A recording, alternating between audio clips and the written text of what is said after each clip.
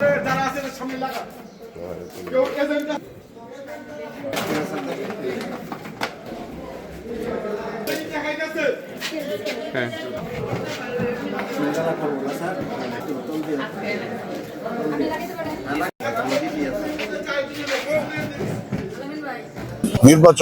আমি আশা করি যে অবাধ এবং সুষ্ঠু নির্বাচন হবে এবং নির্বাচন নিয়ে সাধারণ জনগণ সহ সকল ভোটারদের মধ্যে একটা আনন্দ উৎসবমুখর পরিবেশে নির্বাচন হবে।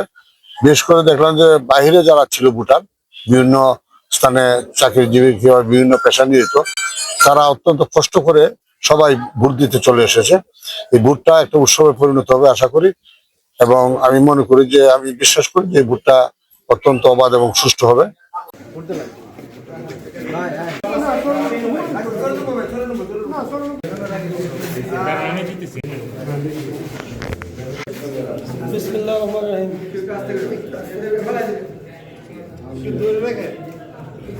গতকাল রাত থেকে বিভিন্ন জায়গায় সংবাদ শুনতেছিলাম যে বিভিন্ন জায়গায় কিছু আমাদের ইয়াদেরকে ভাড়া দিতেছিল, পোলিং এদেরকে ভাড়া দিতেছিল, আমাদের পোস্টার ছিঁড়ে ফেলছে, আমাদের টেবিল বসাই দিচ্ছে না, এই ধরনের অভিযোগ আমরা রাত থেকে এবং সকাল থেকে বিশেষ করে একের পর এক ফোন আসতেছিল।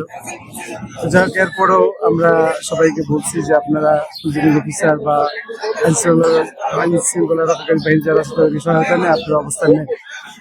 তো আলহামদুলিল্লাহ আমরা তো খুবই আশাবাদী এবং ইতিমধ্যে নীরব একটা ভোটের বিপ্লব হবে বলে আশা করছি।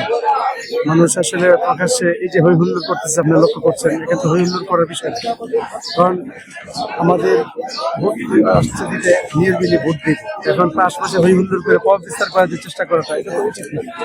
তো আমরা আশাবাদী এখানে যতই হই হুল্লোড় হোক, কিন্তু নীরবে মানুষ যাকে বেছে নেওয়ার তাকে বেছে নিবে এবং তার যে মতামতটা সে সঠিকভাবে দিতে সে সক্ষম এবং দিতে পারছে, সেটাই হলো সবচেয়ে বড় কথা। একসময় কিন্তু ভোটটা দেওয়া যেত না, এখন দেওয়া যাচ্ছে। আলহামদুলিল্লাহ আমরা শতভাগ আশাবাদী, জয় আমাদের আসবে ইনশাআল্লাহ। এখন পর্যন্ত আমি লক্ষ্য করছি সুষ্ঠুভাবেই হচ্ছে এবং আইন শৃঙ্খলা রক্ষাকারী গতকালকে আমাদের যে এখানে আপনার ককটেল সহ যে দুষ্কৃতকারী ধরা পড়ছে এবং অস্ত্র সহ ধরা পড়ছে।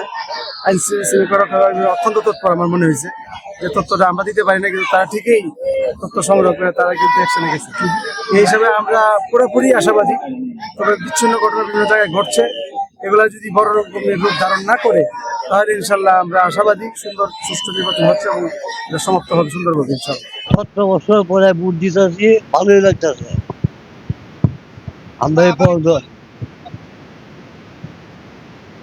আমরা 17 বছর পর থেকে মানে আজকে ভোট দিতে আইছি, আরাম লাগতেছে, আনন্দ। নির্বাচন সুষ্ঠু নিরপেক্ষ হবে, গ্রহণযোগ্য হবে, এটা এখন আমার কাছে সন্দেহ হচ্ছে। কারণ দলীয় প্রার্থী যারা, বিশেষ করে বিএনপির ধানের শীষের প্রার্থী, কিছু তাদের কর্মী উচ্ছৃঙ্খল আচরণ করছে ভোটারদের সাথে এবং আমাদের প্রতিদ্বন্দ্বী প্রার্থী হিসেবে আমার লোকজনের সাথে। তো যেমন এই কেন্দ্রে কিছুটা নীরবভাবে ভোট হচ্ছে ঠিকই, কিন্তু কেন্দ্রের বাইরে বিএনপির কিছু সন্ত্রাসীরা বিভিন্ন ভোটারদেরকে যাদের সন্দেহ করছে যে তাদের পক্ষের ভোট হবে না, তাদেরকে আক্রমণ করতে হুমকি ধমকি দিচ্ছে। আর একটু আগে সংবাদ পেলাম যে গাইটালের জনতা কেন্দ্রে সেখানে আমার সমস্ত এজেন্টকে বের করে দেওয়া হয়েছে। ধানের শীষের প্রত্যেক প্রার্থীরা গিয়ে অনেককে মারধর করছে এবং একটা উচ্ছৃঙ্খল পরিবেশ সৃষ্টি হচ্ছে, সেখানে একটা আতঙ্ক।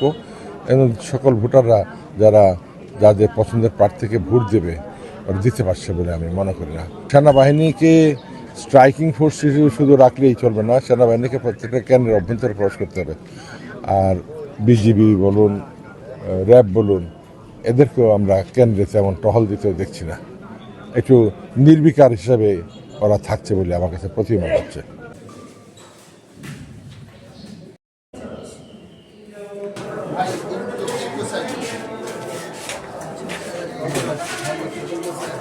কেন্দ্র 103 আজিমুদ্দিন উচ্চ বিদ্যালয় দক্ষিণে 3তলা ভবনের আজকের এই কেন্দ্রে সকাল 7:30 থেকে বিকাল 4:30 পর্যন্ত আমরা ধারাবাহিকভাবে এবং সুচারুভাবে ভোট গ্রহণ করেছি।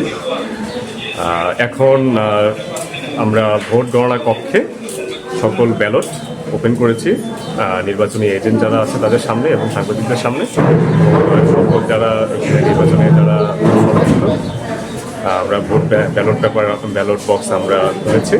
তো এখন পরবর্তী কার্যক্রম আমরা ভোট গণনা চলছে, কিছুক্ষণ পরে হয়তো বা আমরা ফলাফল দিতে পারবো। আমরা সকাল থেকে 4:30 পর্যন্ত প্রায় 9 ঘন্টা এই কেন্দ্রে ভোট গ্রহণ সম্পন্ন করেছি এবং খুব সুশৃঙ্খলভাবে ভোট গ্রহণ সম্পন্ন হয়েছে। এখন পর্যন্ত কোনো ঝামেলা হয়নি, এখন পর্যন্ত কোনো ধরনের অঘটনও ঘটেনি। তো আমি আশা করব যে শেষ পর্যন্ত আমরা এইভাবে সুশৃঙ্খলভাবে শেষ করতে পারব।